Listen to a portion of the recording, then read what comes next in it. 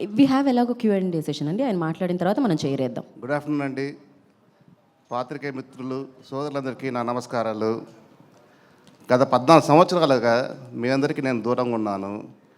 ఎందుకు దూరంగా ఉన్నానది ఇందాక వీళ్ళందరం చూసాము. భగవంతుడి దయ వల్ల తప్పుడు కేసులు చట్టం ముందు నిలబడవు. తప్పు చేసుకుని తప్పించుకుని తిరగలేడు. నేను ఎటువంటి తప్పు చేయలేనందువల్ల కోర్టు వారు నిర్దోషిగా నిర్ధారించి నన్ను కేసు నుంచి అక్విటల్ చేశారు. ఇంత మించి నాకు ఎక్కువ మాట్లాడడం రాదండి. Thank you very much. Thank you sir. So మనకి Q&A సెషన్ ఉంది మీడియాతో. ఎస్, చైర్ తీసుకున్నాండి. కాదు, ఇక్కడే ఉండండి సార్, మీరు వేదిక మీదే ఉండండి. మీరు వేదిక మీద ఉంటే అక్కడ నుంచి క్వశ్చన్లు అడుగుతారు వాళ్ళు. ప్రశ్న చైర్ తీసుకున్నాండి పైకి. కాంట్రవర్సీ లేకుండా క్వశ్చన్స్ అడగండి sir. I will tell sir please. Already ఆయన కాంట్రవర్షియల్ ఈ పెయిన్ నుంచి బయటకు వచ్చారు. లేదండి, SIT. It will take little time అండి. కూర్చోండి, ప్రాబ్లం లేదు. మీరు నిల్చొని కూర్చోండి. నేను వెళ్తాను సార్, నేను కూడా కూర్చుంటాను. I will go. Yeah sir.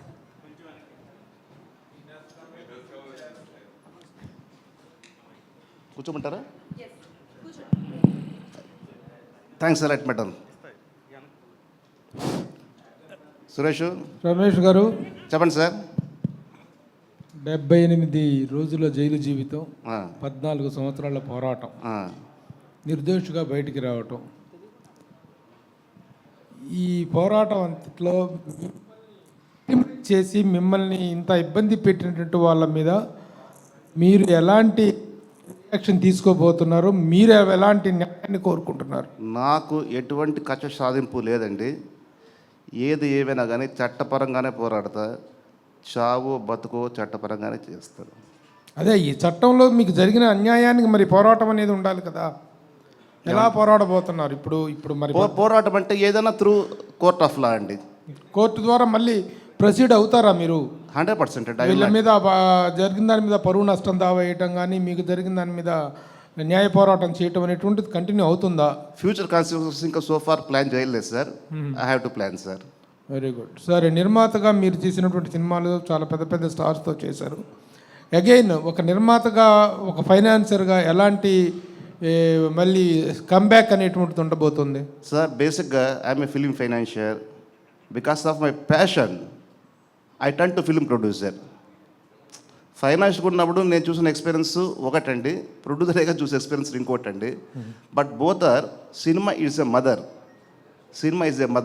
Cinema నా తల్లి లాంటిది అనుకుంటా.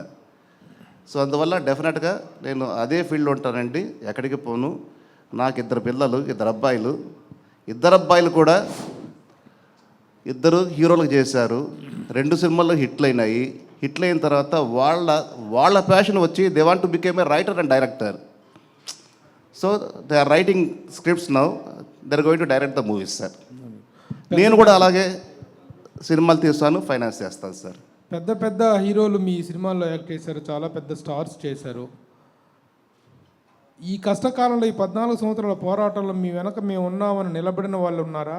అసలు మీ మీద కేసు వేసిన వాళ్ళు ఇండస్ట్రీకి సంబంధించిన వాళ్ళ, బయట వాళ్ళ? బయట వాళ్ళు వేశారు సార్, సినిమాకి సంబంధం వాళ్ళు కాదు. కానీ సారీ టు సే సార్, ఏ ఒక్క సపోర్ట్ లేదు. కనీసం ఏ ఒక్క phone, Ramesh how are you, బాగున్నావు, ఎలా ఉన్నావా, వాట్ యూజ్ ప్రాబ్లం అని పాపానికి పోలేదు సార్ ఎవరు కూడా. నేను ఒక పర్సన్ చెప్పను, ఏ పర్సన్ లేదు సార్. రమేష్ గారు, రమేష్ గారు, మీ కేసుల గురించి ఆల్రెడీ కోర్టు ఎక్విట్ చేసింది కాబట్టి ఇప్పుడు మాట్లాడడానికి ఏం లేదు. మీ లైఫ్లో ఒక ఫైనాన్షియల్గా స్టార్ట్ అయ్యి చాలా పెద్ద పెద్ద సంస్థలన్నింటికి అప్పట్లో. Sorry, one break sir. నేను కాదు సార్, మా father basically my father is a film financiers. Okay. From 1975. ఆయన దారిలో నేను వచ్చాను సార్. అవునండి. సో అంతా బాగా జరుగుతున్నప్పుడు మీ లైఫ్లో ఫస్ట్ పెద్ద కుదుపు ఏంటంటే కొమరంపులి, కలేజా. కుదుపు అంటే ఎలా? అంటే ఆ 2 సినిమాలు చాలా ఎక్కువ డిలే అవ్వడం, ఎక్కువ కాస్ట్ ఆఫ్ ప్రొడక్షన్ ఎక్కువ అవడం, ఆ తర్వాత ఆ సినిమా రిజల్ట్ కూడా నెగిటివ్గా రావడం, 2 సినిమాలు కూడా. అసలు ఆ సినిమాలు అంత డిలే అవ్వడానికి కారణం ఏంటి? ఎంత నష్టపోయారు? ఆ 2 సినిమాల మీద ఎంత నష్టపోయారు? ఆ తర్వాత ఆ హీరోల నుంచి వచ్చిన సపోర్ట్ ఏంటి? అంటే లాస్ అయితే జనరల్గా హీరోల సపోర్ట్ ఉంటుంది కదా, అటువంటిది ఏదైనా సపోర్ట్ దొరికిందా మీకు? సార్, ఏదైనా ఒక సినిమా ప్రొడక్షన్ అనేది ఈ రోజుల్లో అంటే ఒక రాజమౌళి సినిమా, శంకర్ సినిమా 3 ఏళ్ళు 4 ఏళ్ళు అలా పడుతుంటుంది. మొన్న రీసెంట్గా పుష్పట్టు అది 3 ఏళ్ళు చేశారు. కానీ ఆ రోజు నేను చేస్తున్న రోజుల్లో 3 ఏళ్ళ సినిమా అనేది లేదు సార్. ఆ రోజుకి కొమరం పులి కానీ, కలేజ కానీ, పోకిరి కానీ, ఇంకోటి కానీ ఏదైనా కానీ 6 months, 9 months ఆర్ 1 year ఇదే సార్. కానీ దురదృష్టం బ్యాడ్ లక్ ఏమంటే ఇట్స్ మై ఫేట్ 3 సంవత్సరాలు పట్టింది సార్. 3 సంవత్సరాలు అంటే మెయింటెనెన్స్ ఎంత ఉంటుంది అనేది ఒక ప్రొడ్యూసర్గా తెలుస్తుంది సార్. ఎవ్రీథింగ్ రన్ చేయాలి కదా సార్. ఆఫీస్ రన్ చేయాలి, శాలరీస్ రన్ చేయాలి, ఇంట్రెస్ట్ రన్ చేయాలి, అన్నీ పెరిగిపోతాయి కదా. సో ఇంకో క్వశ్చన్ మీరు ఏమన్నారంటే నాకు 2 సినిమాల్లో కూడా 100 కోట్ల నష్టం వచ్చింది సార్. ఇంకో క్వశ్చన్ అడిగా నేను మర్చిపోయాను సార్, గుర్తురాలి. అదే హీరోలు ఏమైనా సపోర్ట్ చేశారు ఎటువంటి సపోర్ట్ లేదు. కనీసం అయ్యో పాప అని చెప్పిన పాపానికి కూడా పోలేదు సార్. సరే ఎందుకు అంత డిలే అయ్యింది? బ్యాడ్ లక్ అన్నారో అసలు ఏ కారణం? బ్యాడ్ లక్ అంటే సార్ కొమరపుల్లి తీస్తున్నప్పుడు పవన్ కళ్యాణ్ గారు ప్రజారాజ్యం పార్టీ పెట్టుకున్నారండి ఆయన. ఓకే. సో దానివల్ల ఎంతో కొంత కొద్దిగా డిలే అయ్యింది. అది వన్ ఆఫ్ ది రీజన్ చెప్పొచ్చు. So many reasons. అలాగే కలేజ్లో కూడా సో మెనీ రీజన్స్ అండి. ఓకే. రమేష్ బాబు గారు సార్ ఇక్కడ సార్ ఎక్కడండి? సార్ అంటే మీరు ఇందాక మీ ఏవిలో చూస్తే అంటే కటకటాల వెనక్కి వెళ్ళారు, కడిగిన ముత్యంలా బయటకు వచ్చారు. యాక్చువల్గా మీరు ఇంతకు ముందు చేసిన సినిమాలన్నీ కూడా పెద్ద పెద్ద సినిమాలు, రెండు అంటే ఫైనాన్షియల్గా చేసిన చిన్న సినిమాలు చేశాను, పెద్ద సినిమాలు చేశాను సార్. సినిమాలు అంటే మాకు గుర్తుండే ఈ రెండో ఎక్కువ గుర్తున్నాయి కాబట్టి ఇప్పుడు మళ్ళీ బేబీ స్టెప్స్ మళ్ళీ స్టార్ట్ చేసినట్టే కదా ఫస్ట్ నుంచి. అవునండి. సో మరి డైరెక్ట్గా మళ్ళీ పెద్ద సినిమాలకి వెళ్తారా లేదంటే కంటెంట్ ఓరియంటెడ్ సినిమాలు రాబోతున్నారా? ఎలాంటి సినిమాలు ప్రొడ్యూస్ చేయాలనేది మీ నెక్స్ట్ గోల్? నాకు బేసిక్గా నేను ఇన్ఫ్లుయెన్స్ అయింది త్రివిక్రమరావు గారు, దేవి వరప్రసాద్ గారు. వాళ్ళు పెద్ద సినిమాలు చేసేవాళ్ళు. నాకు సినిమా అంటే ప్యాషన్, చిన్నప్పటి నుంచి పిచ్చ ప్రేమ. ఫైనాన్షియల్గా వచ్చానండి నేను. అండర్ కరెంట్లో సినిమా ప్యాషన్ అని దానివల్లనే టర్న్ అయ్యాను ఈ ప్రొడ్యూసర్ చూడడం వల్ల. దేర్ ఆల్ నాకు ఫ్రెండ్స్, నాకు ఫాదర్స్ లాగా అందరూ కూడా. ఇంకోటి ఏదో అడిగారండి. మీరు నెక్స్ట్ చేసేసి పెద్ద సినిమాకి వెళ్ళబోతున్నారా డైరెక్ట్గా లేదంటే కనుక కంటెంట్ ఓరియంటెడ్గా చిన్న చిన్న ఫస్ట్ నేను అనుకోవడం కంటెంట్ ఓరియంటెడ్ అనుకుంటున్నాను సార్. అది ఉంది బేసిక్గా. పెద్ద సినిమాలు బేసిక్గా ఉన్నాయి సార్. రెండు ఉంది. ఆశ ఏది చావలే. అయితే 14 సంవత్సరాలు ఇంత గ్యాప్ వచ్చినా కూడా నేను వేరే ప్రపంచంలో ఉన్నా, చట్ట ప్రపంచంలో ఉన్నా. అయినా కూడా ప్రతిరోజు నిత్యం సినిమా గురించి ఆలోచించేవాడిని. ప్రతిరోజు నిత్యం సురేష్ గుర్తొచ్చేవాడు. అయితే 14 సంవత్సరాలు తర్వాత ఇప్పుడు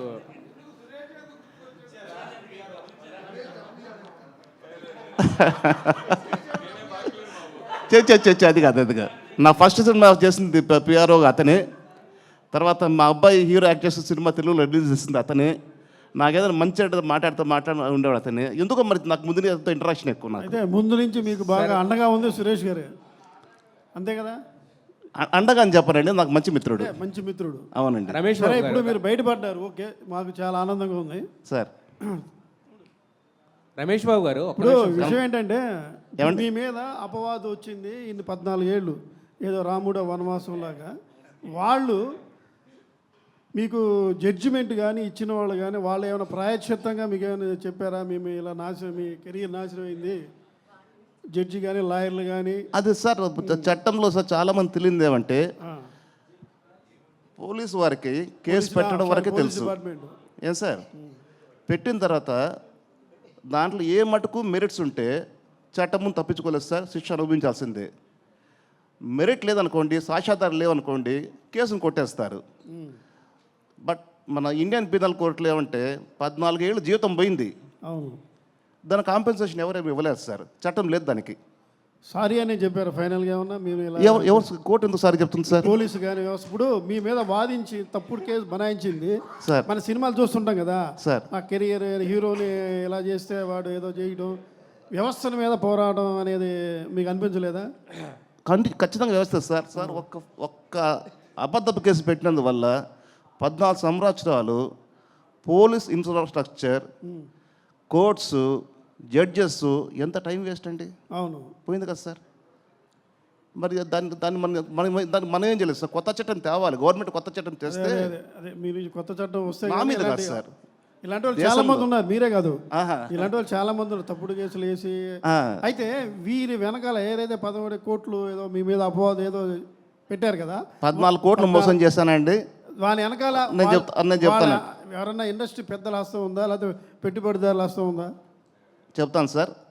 14 కోట్లు మోసం చేశారని చెప్పి ఒక కేసులో అభియోగం సార్. నాకున్న స్థలాన్ని మహాబలిపురంలో 10 ఎకరాలు ఉందండి, heart of the bit, 6 track roads 3 రోడ్లు వైపు ఉంది. ఆ స్థలాన్ని నేను ఒక వ్యక్తికి అమ్మినానని, ఆ వ్యక్తి నుంచి ఇంకో వ్యక్తికి అమ్మానని, ఇంకో వ్యక్తికి అమ్మానని, 25 మందికి అమ్మానని చెప్పి అభియోగం పెట్టి కేసు పెట్టారు సార్. సుదీర్ఘంగా న్యాయ విచారణ జరిగింది సార్. కోర్టు వారు నిర్దోషికి చేసి నన్ను వదిలేశారు సార్. రమేష్ బాబు గారు యాక్చువల్గా పాప ఏమండి, good question.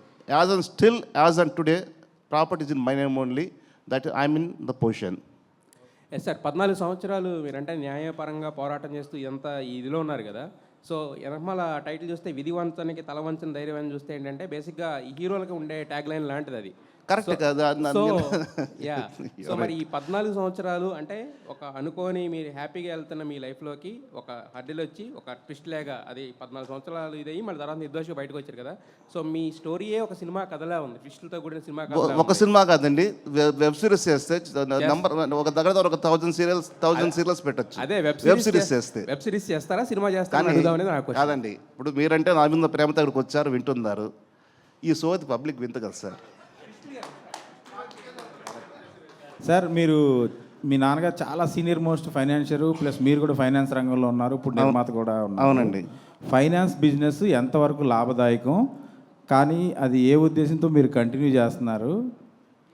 Sir, finance business అనేది పాత రోజుల్లో మేము సంపాదించింది పైకి వచ్చింది కూడా ఫినాన్స్ వల్లనే సార్. నిజం చెప్పాలంటే ఇండస్ట్రీలో వచ్చినంత సోకాల్డ్ పీపుల్ ఎవరైనా సరే, ఏ ట్రేడ్ అయినా సరే, 100 కోట్లతో లక్షలతో వచ్చిన వాళ్ళు ఎవరు డబ్బు సంపాదించలేరు, పోగొట్టుకొని వెళ్ళారు. వచ్చిన ఇవాళ గొప్పవాళ్ళు ఎవరైనా సరే, మీరు కావచ్చు, ఇంకోరు కావచ్చు, ఎవరైనా కావచ్చు, ఇక్కడికి వచ్చి సంపాదించుకున్న వాళ్ళే. సినిమా తల్లి, సినిమా మదర్ పెంచి పోషించిందండి.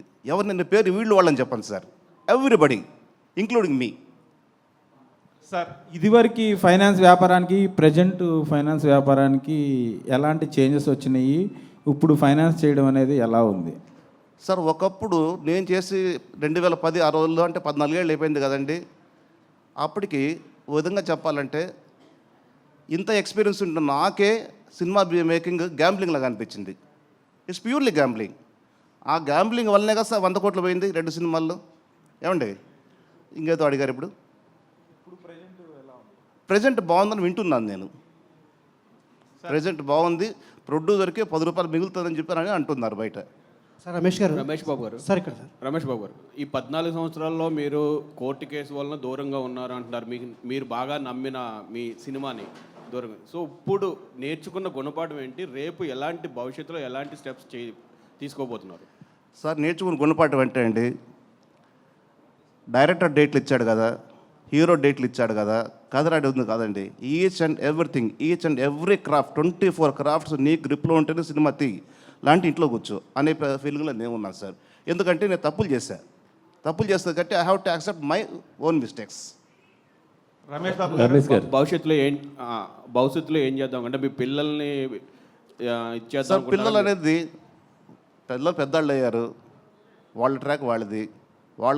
యాక్చువల్ నేను వాళ్ళని బతిమలాడాను, అరే బాబు హీరోలు అయ్యారు, హీరో అనేది ప్యూర్లీ గాడ్ గిఫ్ట్. నేను కాలేని హీరో, మీరు కాలే హీరో, సురేష్ కాలే హీరో. ఏమండి, మీరు హీరోలు అయ్యారా సినిమాలు చేయాలంటే వాళ్ళు ఒకటే అన్నారు, daddy hour passion is not hero, we want to become writer and director అన్నారు. గో హెడ్ అని చెప్పి. సో వాళ్ళు ఆ ప్రాసెస్లో వాళ్ళు ఉన్నారండి. వాళ్ళ గోళ వాళ్ళది, నా గోళ నాది. రమేష్ గారు, కలేజా సినిమాకి సి కళ్యాణ్ గారు వన్ ఆఫ్ ది పార్ట్నర్ కాదండి. మధ్యలో అయినా ఎంటర్ఫియర్ అయ్యి నేను పూర్తి చేస్తాను సినిమా అని చెప్పని మధ్యలో ఎంటర్ఫియర్ అయిన సినిమాను పూర్తి చేశారు నా డబ్బుతో తప్పిస్తే ఆయనకు ఎటువంటి సంబంధము లేదండి. మీ కష్టాల్లో ఉన్నప్పుడు ఆయన సపోర్ట్ ఏమైనా ఉందండి? కష్టాల్లో ఉన్నప్పుడు నాకు ఒక భగవంతుడి సపోర్ట్ ఉన్నాడు సార్. సార్ సార్ రమేష్ గారు 14 ఏళ్ల తర్వాత రమేష్ గారు సార్, రమేష్ గారు మరొక క్వశ్చన్ అండి. మీరు అప్పటికే పెద్ద ఫైనాన్షియర్ కదా, మీరు జైలుకి వెళ్ళేటప్పటికి మీకు చాలామంది డబ్బులు ఇవ్వాల్సి వచ్చు, ప్రొడ్యూసర్లు ఉంటారు, వాళ్ళందరూ ఇచ్చారా, ఎగ్గొట్టేశారా? నేను ఎక్కడ కాంట్రవర్సీ క్వశ్చన్స్ వద్దన్నా కదండి. కాదు సార్, అప్పటికి అంటే ఈయన వెళ్ళాడు కదా ఇంకా అడగడలే అని చెప్పి చాలామంది అలా కొన్ని జరిగినాయి సార్. వాళ్ళ పేర్లు ఏం చెప్పొద్దు కానండి, ఉన్నది సార్. సార్ రమేష్ గారు ఇక్కడ సార్. సార్ ఎదురు సార్ ఆపోజిట్ ఎక్కడ కనపట్లేదండి. సార్. సార్ మీరు ఇంతకుముందు సినిమా అంటే ఒక గ్యామ్లింగ్ అని మీరే చెప్పారు. సేమ్ టైం 14 ఏళ్ల నుంచి మీరు జైల్లో ఉన్నప్పుడు కానీ మీరు ఇండస్ట్రీ దూరంగా ఉన్నప్పుడు ఎవ్వరు ఒక కాల్ కూడా చేయలేదని చెప్పారు మీరు. అలాంటి ఇండస్ట్రీలోనే మళ్ళీ కొనసాగాలనుకుంటున్నారు ఎందుకు? అదే ఇందాక మీరు సినిమాలు ఎటువంటి సినిమాలు చేయబోతున్నా అన్నారు. కథనే హీరో అండి. కథనే నమ్ముకొని సినిమాలు చేస్తాను. కథనే నా హీరో సార్. ఇది సార్. అంటే సినిమా ఇండస్ట్రీ నుంచి మీకు ఎలాంటి సపోర్ట్ లేదన్నారు కదా. సో సినిమా అంటే సపోర్ట్ ఆ మాట అనట్లేదండి. ఎవరో కాల్ చేయలేదన్నారు కదా కనీసం. ఎవరు మీకు సపోర్ట్ చేయలేదా? ఎవరు మీకు ఫోన్ చేయాలి? నాకు ఎవరు సపోర్ట్ చేయలేదు, ఎవరు కాల్ చేయలేదా? సినిమా ఇండస్ట్రీ అనలా, sorry. Cinema it's the mother sir. Cinema industry comment చేయకూడదు. I not accept that. Cinema అనేది ప్యూర్లీ మదర్. తల్లి మనకు అన్నం పెడతా వస్తుంది 3 పూట్ల. అలాగా సినిమా ఇండస్ట్రీ. సార్ ఇమ్మీడియట్గా ఏమైనా ప్రాజెక్ట్ అనౌన్స్ చేయబోతున్నారా? Chances are there sir. ఏమైనా చర్చలు జరుగుతున్నాయా? ఫైనల్కి అది జరుగుతున్నాయి sir. Okay sir, all the best. Thank you very much అండి. సార్ మీరు సినిమాలు నిర్మాణం చేసిన టైంలో అంటే కొంతమంది సినిమాకి సంబంధం లేని వాళ్ళు అంటే కొన్ని అసాంఘికపరమైన కార్యక్రమాలు కూడా అంటే ఆ టైంలో జరిగాయి సార్. అంటే మీ సినిమా రిలీజ్ టైము ఇన్వాల్వ్ అవ్వడం వల్ల అంటే వాళ్ళ అంటే తెలుసో తెలియక వాళ్ళ పరంగా ఏమన్నా మీ కేసులో? సార్ వాస్తవంగా ఏదో ఒక చోట ఏదో ఒక ఇన్సిడెంట్ జరిగితే ఆ ఇన్సిడెంట్ తీసుకొచ్చి ఈ తప్పుడు కేసులో దాన్ని బనాయించి అదిగో పులి ఇదిగో భూతం అని చూపించి కేసు పెట్టారు. అందువల్లనే సెన్సేషనల్ అయింది. అందువల్లనే 14 ఏళ్ళు కోర్టు విచారణ జరిగింది. అందువల్లనే 75 రోజులు జైల్లో కూర్చున్నాను. తీరా చూస్తే ఏమీ లేదండి సార్. అక్కడ నథింగ్ ఇస్ దేర్ సార్. ఇది ఆ రోజు అనుకున్నారు రమేష్ బాబుకి తిరిగి రాడు, మొత్తం జైలు జీవితం అన్నారు. ఇవాళ మీ అందరి ముందు కూర్చున్నా కదా సార్. అంటే కాకతాళీయంగా జరిగిందో లేకపోతే అది ఎలా తెలియదు సార్. సేమ్ మీరెలా అయితే బయటకు వచ్చారో అంటే ఆ కేసులో ఉన్న పర్సన్ కూడా రీసెంట్గా బయటకు వచ్చి ఆయన కూడా సంబంధం లేదు సార్. అదే చెప్తున్నా కదా సార్. ఎక్కడో భూతము దయ్యము పిశాచి అంటే దాన్ని తీసుకొచ్చి దానికి ఇది లింక్ పెట్టి ఉన్నది లేనిది ఉన్నది చేసి పెద్ద చేశారు సార్. అంటే సార్ అప్పట్లో ఒక వార్త ఎక్కువ వైరల్ అయిపోయింది. ఓపెన్ అడగండి సార్. మీకు మద్దెల చెరువు సూరి గారికి భాను గారికి సంబంధాలు ఉన్నాయి, అందుకే సింగమల రమేష్ని అరెస్ట్ చేశారని చెప్పి అప్పట్లో ఓ టాక్ అయితే నడిచింది వాళ్ళు. సార్ మద్దెల సూరి సొంత ఊరు, నా ఊరు ఒకటే ఊరు. మద్దెల చెరువు సూరి వాళ్ళ నాన్నగారు మా నాన్నగారు క్లాస్మేట్స్. ఒకటే ఊరు, వాళ్ళ పరిచయం లేకుండా ఎలా ఉంటుంది సార్? అదే అది క్లారిటీ కోసం. అంటే ఈ కేసు దానివల్లే అది చాలామంది పరిచయం ఉంటారు. మా సొంత ఊరు వాడు సార్. ఇప్పుడు ఎలా చెప్పాలి? 13 ఏళ్ళ కింద 15 ఏళ్ళ కింద సురేష్ నాకు సహాయం చేశాడు. ఈరోజు సురేష్ పెట్టి నేను చెప్పుకుంటా. చూసారా, సురేష్ వదలట్లేదు నేను. ఏమండి అది సురేష్ని అడగ. సురేష్ నీకు పరిచయమా? సూరి నాకు అసలు పరిచయం లేదు. నాకు మీకు తప్ప ఎవరో తెలియదు నాకు ఇప్పుడు.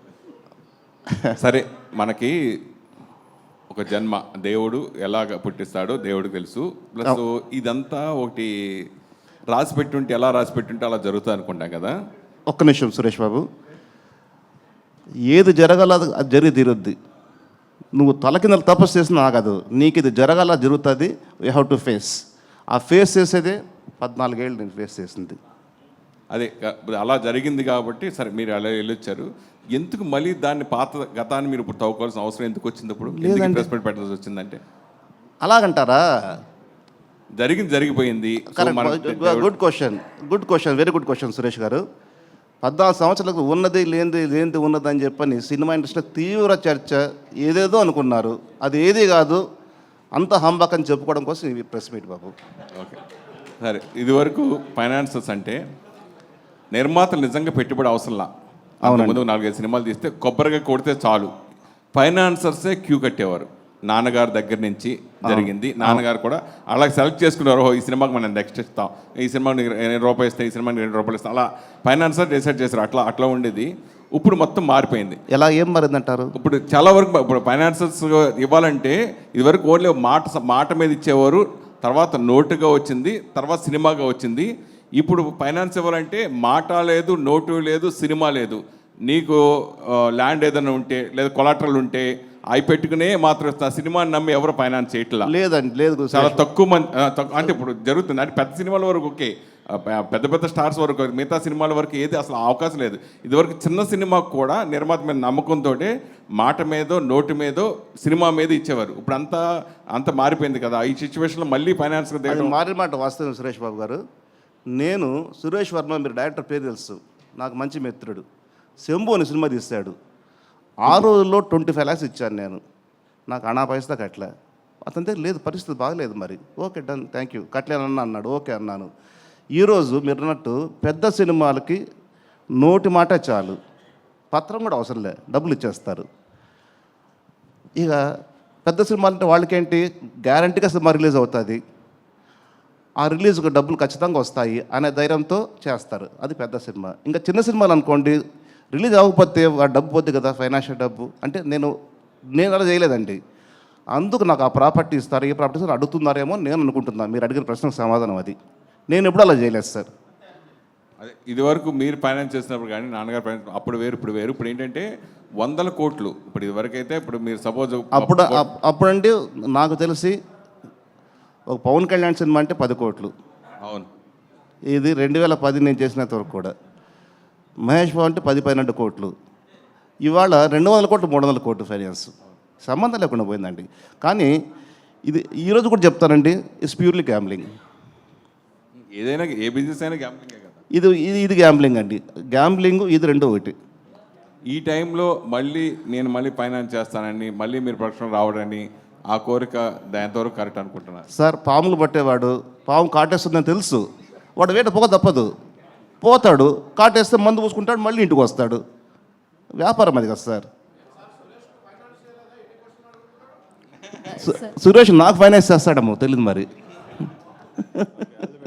సార్ రమేష్ గారు ఇక్కడ చెప్పండి సార్. మీరు ఎన్నో శుక్రవారం సినిమా రిలీజ్ అవ్వడానికి చాలా హెల్ప్ చేశారు. ఏమంటే ఇంకోసారి గట్టిగా చెప్పరా. ఎన్నో శుక్రవారాలకి సినిమాలు రిలీజ్ అవ్వడానికి మీరు కీలక పాత్ర పోషించారు మీ ఫైనాన్స్ దాంతో. సో మీ రిజల్ట్ కూడా శుక్రవారం వచ్చింది, జనవరి 31. సో నెక్స్ట్ ఫ్రైడేస్ నుంచి ఎప్పటి నుంచి అన్నా ఇప్పుడు మీ నెక్స్ట్ ఫ్యూచర్ ఏంటి అని చెప్పి చాలామంది అడిగారు. మీరు కొన్ని సినిమాలు అనౌన్స్ చేస్తానని చెప్పి కూడా చెప్పారు. అయితే ఇప్పుడు ప్రజెంట్ సినిమా మీరు అన్నట్టు ప్రొడక్షన్లోనే చాలా మార్పులు వచ్చాయి. ఇప్పుడు మీ అబ్బాయిలని మీరు రైటర్ అండ్ డైరెక్టర్స్గా ఇంట్రడ్యూస్ చేయాలనుకున్నా కూడా ఫిల్మ్ మేకింగ్ ప్రాసెస్ కానీ నేను మేక్ చేయాలండి. నేనైనా మేక్ చేయొచ్చు, వాళ్ళు బయట ప్రొడ్యూసర్ చేసుకోవచ్చు. అది so far not decided. But మీరు ఇప్పుడు తీసుకునే జాగ్రత్తలు ఏమిటి ప్రజెంట్ సినారియోలో? అట్ ద సేమ్ టైం మీరు ఇన్నాళ్ళు ఈ 14 ఏళ్ళు దూరంగా ఉన్నారు, ఎంత ఓకే ఫైన్. ఇప్పుడు మీరు బయటకు వచ్చారు, దీని తర్వాత నుంచి మీ నెక్స్ట్ ప్రాసెస్ ఎలా ఉంటుంది? తీసుకొని జాగ్రత్తలు ఏమిటా సార్? ఇందాక కూడా చెప్పాను, కథే సినిమాకి hero sir. First location hunting దగ్గర నుంచి ప్రతిదీ ప్రొడ్యూసర్ క్షుణ్ణంగా ఇన్వాల్వ్మెంట్ ఉండాలి. నాకు తెలిసి ఇవాళ ప్రొడ్యూసర్లు లేదు, నేను కూడా లేదు, ఉన్నవాళ్ళు కూడా అంతగా లేరు అనుకుంటున్నా. ప్రొడ్యూసర్ అన్న పాత రోజుల్లో ఓల్డెన్ డేస్లో I think 35-40 years before morning 6 o'clock మొత్తం యూనిట్ వస్తే అతను చైర్లో కూర్చునేవాడు. అలా ఉండి చేయగలిగితే సినిమా చేయాలి సార్. నేను అలాగే చేస్తా, భవిష్యత్తులో చేస్తాను, లేకపోతే సినిమాలు నేను చేయను సార్. ఎందుకంటే దెబ్బతిన్న ప్రాణం సార్. కొత్త దెబ్బలు తినే ఓపిక నాకు లేదు సార్. రమేష్ గారు ఇక్కడ రమేష్ గారు సార్. రమేష్ గారు అంటే మీరు కష్టాల్లో ఉన్నప్పుడు ఇండస్ట్రీ నుంచి ఒక ఫోన్ కాల్ లేదు, ఒక భరోసా లేదన్నారు. సో ఇప్పుడు మళ్ళీ కంబ్యాక్ వచ్చారు, మరి ఇండస్ట్రీ నుంచి ఇండస్ట్రీ నుంచి అనలేదు సార్. నేను ఇండస్ట్రీ నుంచి అనలే, మీకు తెలిసిన వాళ్ళు మీకు పరిచయం ఉన్న వాళ్ళ నుంచి అని అడిగారు. రాలేదు పరిచయం, ఎవరు ఫోన్ చేయలేదు నాకు. ఇండస్ట్రీ నుంచి అనలేదు. ఇండస్ట్రీ కామెంటే చేయండి సార్. ఎన్నిసార్లు అన్నా కూడా నేను ఒకటి చెప్తాను, ఇండస్ట్రీ ఇస్ మై మదర్, తల్లి లాంటిది. ఇండస్ట్రీని కామెంటే చేయకూడదు. ఇంతమందిని పోషిస్తుంది కదా సార్. మళ్ళీ అలాంటి మా మదర్ నిన్ను అక్కడే చేర్చుకుంటుంది అనుకుంటారు. ఎందుకంటే కష్టాల్లో ఉన్నప్పుడు ఎన్నో ఆటుపోట్లు అధిగమించారు, ఇప్పుడు ఎంతో కొంత మళ్ళీ ఆర్థికంగా నిలదొక్కుకోవడానికి మళ్ళీ వచ్చారు. మరి ఎట్లాంటి ప్రోత్సాహం మీకు లభిస్తుంది అనేది మీ ఆశాభావం? 200% తల్లి సార్. తల్లి ఖచ్చితంగా దగ్గర తీసుకుంటుంది సార్. తల్లి కాదని చెప్పేదని చెప్పండి, మదర్ తల్లి ప్రేమ చెప్పండి సార్. రమేష్ గారు అమ్మా. హాయ్, దిస్ ఈజ్ రాణి అండి. అమ్మా సార్, 14 సంవత్సరాలు అంటే నాట్ అన్ ఈజీ థింగ్. అమ్మా ఒక జీవితకాలమే కోల్పోయినట్లు. కానీ మీరు ఈ 14 సంవత్సరాల్లో చాలా చూసుంటారు. బయట నుంచి ఎన్ని వస్తున్నా కానీ అవి తట్టుకోవాలి, వాటిని తట్టుకుంటూనే ఫ్యామిలీని కూడా మేనేజ్ చేస్తూ వాళ్ళకి ధైర్యం ఇస్తూ ఉండాలి. సో మీరు ఈ సిచ్యువేషన్స్ని ఎలా తట్టుకోగలిగారు? సో వాళ్ళకి ఎలా ధైర్యం చెప్పగలిగారు? కేవలం భగవంతుడి మీద భారం వేయడం, మనోధైర్యంగా ఉండడమేనమ్మా, వేరేం లేదు. ప్రతిదీ కూడా ఆచితూచి ఆలోచించి పనిచేయాలి, ఒళ్ళు దగ్గర పెట్టుకొని పనిచేయాలి, అదమ్మా. సార్ రమేష్ గారు ఇక్కడ సార్ ఇప్పుడు మీరేంటి అని అంటే మీ జీవితం అనేది ఒక పుస్తకం సార్. అంటే ఎన్నో రకాలుగా అన్ని రకాలుగా అనుభవించారు అనమాట, ఎన్నో చూశారు, ఎన్నో అవకతవకలు ఎదుర్కొన్నారు సార్. అసలు ఒక మనిషి, సాధారణ మనిషి సినిమా ఇండస్ట్రీలో చూడని పరిస్థితి నేను చూశానండి. Okay sir, what is meant by life అంటే ఏం చెప్తారు sir? Me what is meant by life అంటే ఏం చెప్తారు? అర్థం కాలండి. జీవితం అంటే ఏంటి అని అంటే ఏం చెప్తారు? జీవితం అంటే ఏముంది సార్, జీవితం అంటే జీవితం సార్, అంతే. అంటే మీ ఉద్దేశంలో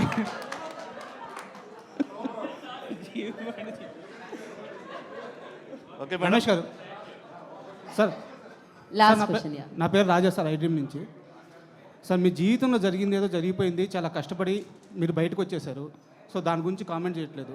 ఇండస్ట్రీకి ఇప్పుడు మీరు ఇచ్చే కాల్ ఏంటి అంటే, మేకర్స్కి కానీ, డైరెక్టర్లకు కానీ, హీరోలకు కానీ ఎలాంటి ఒక క్లియర్ కాల్ ఇవ్వబోతున్నారు? నేను సిద్ధంగా ఉన్నాను, ఈ ప్రాజెక్టుకి నేను సిద్ధంగా ఉన్నాను, నన్ను అప్రోచ్ అవ్వండి, ఎలాంటి ఒక క్లియర్ కాల్ మీరు ఇవ్వబోతున్నారు?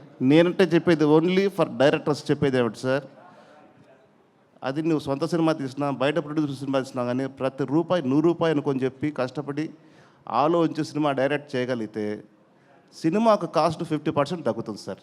అది నా ఎక్స్పీరియన్స్ సార్. మిమ్మల్ని అప్రోచ్ అయ్యే మేకర్స్కి, అంటే మిమ్మల్ని ఎవరైనా మేకర్స్ అప్రోచ్ అవ్వాలంటే మీరు ఎలా రెడీగా ఉన్నాను, నేను ఈ ప్రాజెక్టులకు రెడీగా ఉన్నాను అని ఏం చెప్తారో అంటున్నాను. కదా సార్, ఫస్ట్ మంచి కథ ఉంటే మిమ్మల్ని అప్రోచ్ అవ్వచ్చు, అంతే సార్.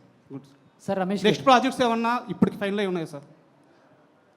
సోఫర్ మా పిల్లలు నాలుగు రెడీ అయినాయి సార్, బయట కూడా వింటున్నాను. ఓకే, మీకు తెలియదు ఉంది, ఏది జరగక ముందని మనం చెప్పలేం కదా సార్, జరగాల్సిందే జరుగుతుంది అన్నమాట. All the best sir. Thank you very much sir. Sir Ramesh గారు, లాస్ట్ క్వశ్చన్ సార్. సార్ నమస్తే. నమస్తే సార్. సార్, ఇందాక మాట్లాడుతూ బడ్జెట్ విషయం గురించి కూడా మీరు టచ్ చేశారు. అంటే ఇదివరకు బడ్జెట్, ఇప్పుడు బడ్జెట్ చాలా పెరిగిపోయిందని చెప్పి. బట్ మీ అప్కమింగ్ మూవీస్కి ఏమన్నా బడ్జెట్ లిమిట్ పెట్టుకున్నారా? ఇంతలోనే మన సినిమా సార్ చేయాలి? నేను చెప్తాను సార్, బడ్జెట్ అనేది జాగ్రత్తగా ప్లాన్ చేసి ఇల్లు కట్టాలనుకుంటారు సార్. మీకు ఒక స్థలం ఉంటుంది, ఇంతలో కట్టాలనుకుంటారు, అది ప్లాన్. అది ఒక విధంగా అది మీ చేతుల్లో ఉంది, సినిమా మన చేతుల్లో లేదు, అది sir. Thank you sir. Thank you media for your questions. Thank you so much. Thank you very much. So అందరికీ నమస్కారం అండి. థ్యాంక్ యూ రమేష్ బాబు గారు, థ్యాంక్ యూ సో మచ్. ఏదైనా తప్పు మాట్లాడంటే కైండ్లీ అపాలైజ్ మీ. లేదండి, మీరు మీ జీవితం నుంచి వచ్చిన అనుభవంతో కూడిన ఆన్సర్స్ ఇచ్చారు కాబట్టి అసలు ఎలాంటి తప్పు కాదు. So thank you so much. And మీరు బెస్ట్ని చూశారు, వర్స్ట్ని చూశారు, ఇప్పుడు స్ట్రాంగ్గా నిలబడతారు. అండ్ ఇక్కడ నుంచి అంతా మీకు మంచి జరగాలి మనస్ఫూర్తిగా. Thanks for your blessings ma'am. Thank you so much. And